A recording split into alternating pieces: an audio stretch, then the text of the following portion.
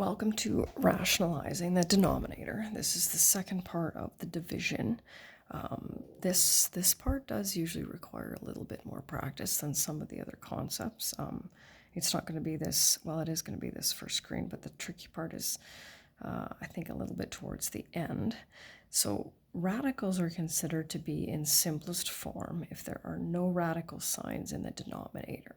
So if I can just kind of make a really go back to, I'm just trying to think, if you ever ended up with something like this, well, that's not considered simplified, right? Because there's a negative in the denominator. So we would either move it to the left of the fraction, right, -3/2, or we would put it up in the numerator. That's considered simplified. It's kind of similar to that.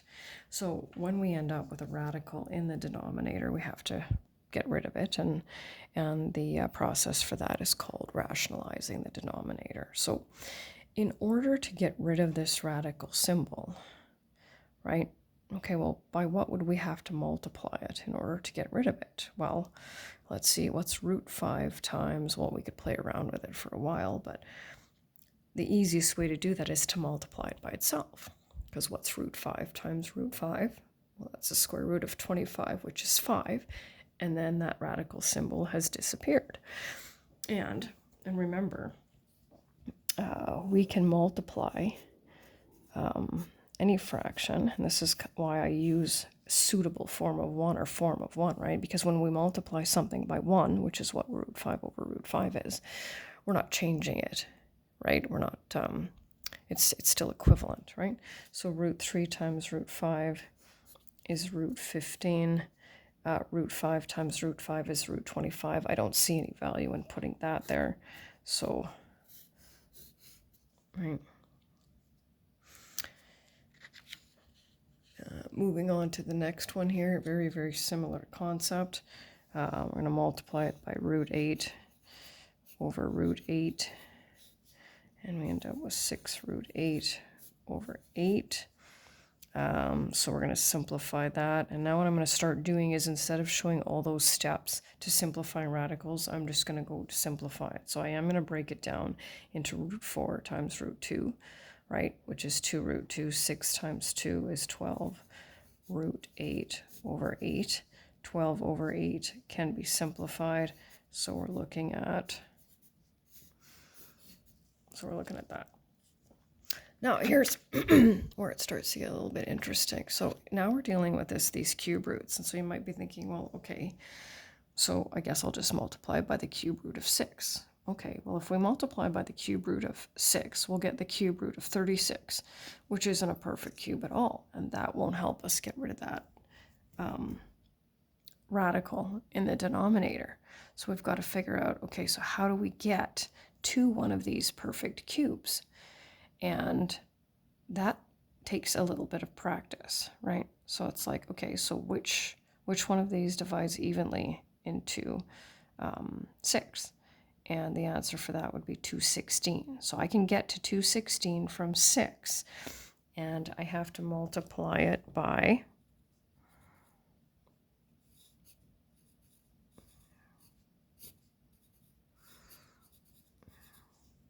so then we end up with the cube root of 252, okay, over the cube root of 216, which is 6, right? So you can see there's like 1 6, and here there's 2 6s. And you'll just have to play around a little bit and just figure out the method that works best for you. But don't worry, there'll be practice for that. Okay. We're going to multiply this by √2w over √2w. So we're going to get the square root of 14wx over 2w. Well, that's all I can do there, right? And this last one, okay, so we have that huge mess here, okay? So we need to get this to a perfect power of 4. Okay, so good news is to get from 8 to 16 is not going to be that complicated. So we're going to multiply by the 4th root of 2, because that will get us to 16. Now we have to get to a perfect power of 4 here. Well, remember, when it comes to variables, we're looking for multiples of 4. Okay, so the first multiple of 4 is 4. So how do we get from p squared to p to the 4th? Well, we multiply it by that, right? So once again, takes a little practice.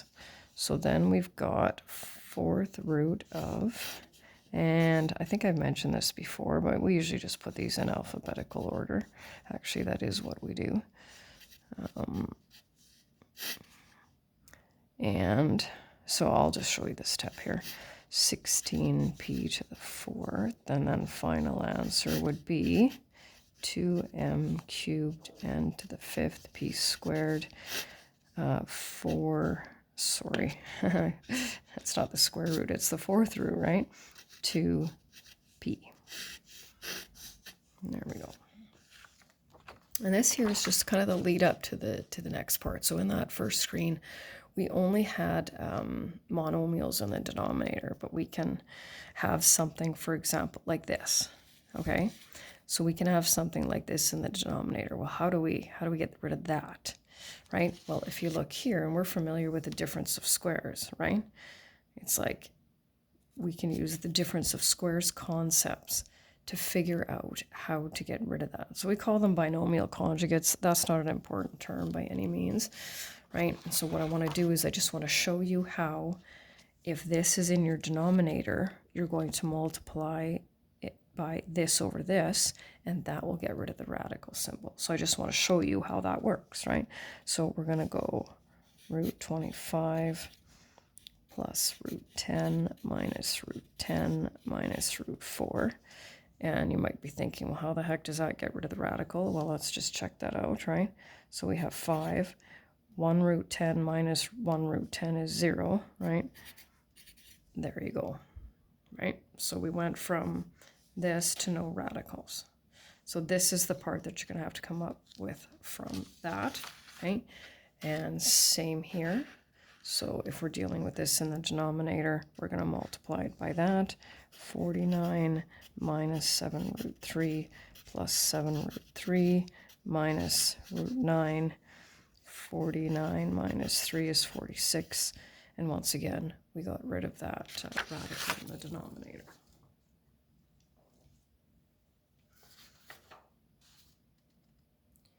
And so here are our last questions to practice here. So I don't have this quite lined up like I thought. I'm not sure. But anyway, I'm just going to do that. So if I want to simplify this, right, I have to make sure that I get rid of those, the root 6 and the root 3 in the denominator. So when I multiply by the conjugate, right, then I will be able to get rid of that. So the good news is that it's just going to be your same denominator, right? What's the only difference? Instead of putting a positive, right, you're just going to put a negative in there. And we know that because it is a difference of squares, those middle terms will cancel each other out. So we'll multiply this, 10 root 6 minus 5 root 3 over, what do we have here, 4 root 36 minus, now I have to admit I cheat here because instead of foiling it, I know that if I've done this correctly, that this times this and this times this will equal 0. So I just ignore the outsides and the insides for this, and then I do this, root 9, 10 root 6 minus 5 root 3 over 4 times 6 is 24 minus 3. And then my final answer is that. And I always double check my coefficients to make sure that I can simplify them all, but I can't. So I'm moving on. And the last one for practice is this one. Okay, so how do we get rid of that root 3? Well, we multiply it by its opposite. And this one's going to be this one's going to require, right, because this is a perfect trinomial square. So root 9 plus root 3 plus root 3 plus 1. And root 9 minus 1. Excuse me. 3 plus 2 root 3 plus 1 over 3 minus 1 is 2. And, oh, here's 1. That worked out nicely, right? So, check this out. So, the 2 obviously divides into the 2 and the 4. So, we can keep going with this one. 4 divided by 2 is 2. 2 divided by 2 is 1. And we're left with 2 plus root 3. And that's the end.